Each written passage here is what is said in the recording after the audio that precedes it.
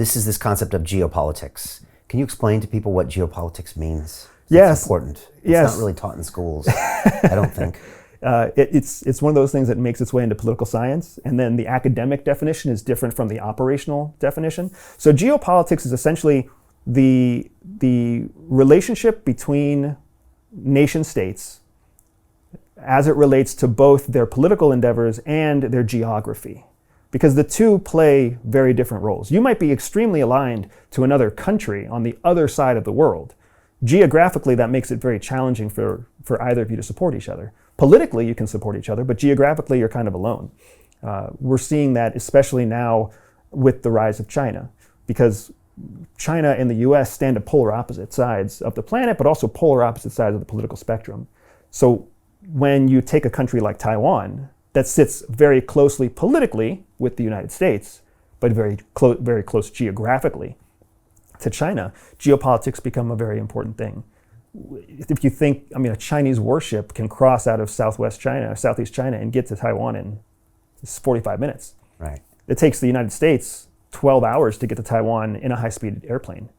It's no-brainer how fast something is going to fall apart, right? And geopolitics has to come to bear. How do they? And I want to get to China, but I want to finish up with Ukraine, because we will get there. And also geopolitics. From the way I understand, I used to follow a group called Stratfor, which is out of Texas, and I think they kind of changed it. But I always said that the politics is almost defined by the geography, which I think a lot of people don't think about sometimes. Like the U.S. tries to export democracy to the world, but you might argue that certain geographic reasons will never support democracy. Correct. And this is my question maybe about Russia. Russia is this massive expanse of land, all this crazy geographies and resources. Does it need more of a dictatorship to even function? Is one of my questions. And then also in the long run, they literally cannot give up Ukraine or they fall. So thoughts on both? Yeah, you're right in a lot of ways. I have my father-in-law, who I will, to the day I die, I will love to disagree with everything he says, because he's my father-in-law. That's what you do with a father-in-law. You just disagree with them carte blanche. But I have to agree with him because he has this saying. He's a former Venezuelan. He's an American citizen who fled Venezuela and watches his country, which was a beautiful country in the 70s and is now a disaster, right? Just in a few decades. But he watches Venezuela and he sees what's happening in the US and he says, he is a believer that countries have the governments they deserve, right? A country gets the government it deserves, because Venezuela fell apart not because of politicians, but because of the people who supported those politicians. And that's just what happens. So whether it's democracy or dictatorship or authoritarianism, countries eventually get the country they deserve. So when you look at a place like Russia, especially when you look at what the United States learned in Gulf War I and Gulf War II.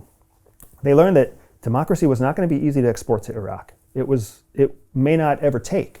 And that with a strongman leader in Iraq at the end of Gulf War I, there was benefit to national security interests in the United States. And that's what people always take for granted, because the narrative of protecting democracy is such a nice narrative, right? People don't realize that protecting democracy is not what we're actually doing. Ukraine is not a democracy. Ukraine was not a democracy prior to February 24th.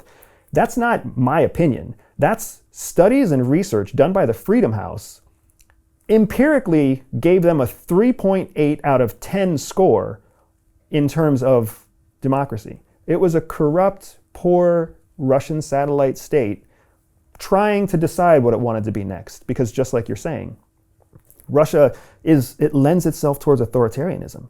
It doesn't lend. To have a functioning democracy, you need to have a very educated foundational base of voters.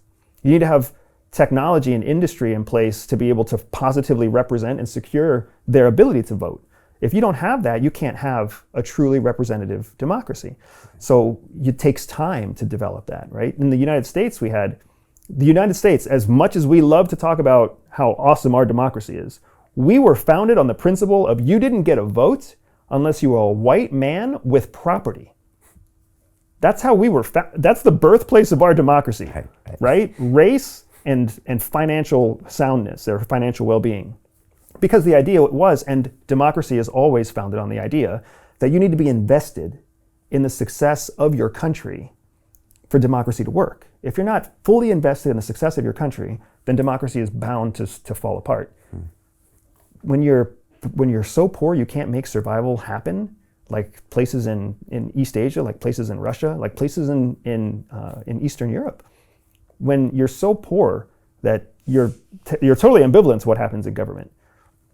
You're uneducated. You don't understand the things that they're talking about. You don't have the technology to be able to track or keep up with what's happening.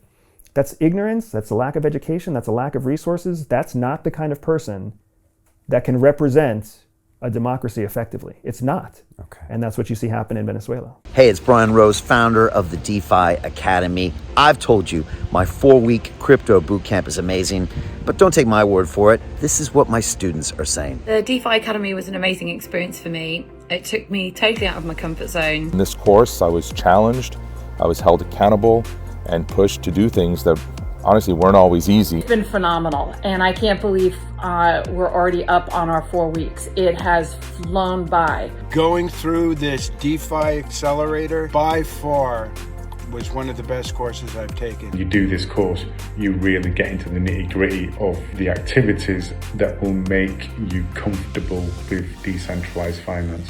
Thank you so much to Brian and everyone at London Real and the DeFi Academy for even putting together an amazing course like this. Anybody else that wants to do it, please sign up. It is well worth the money.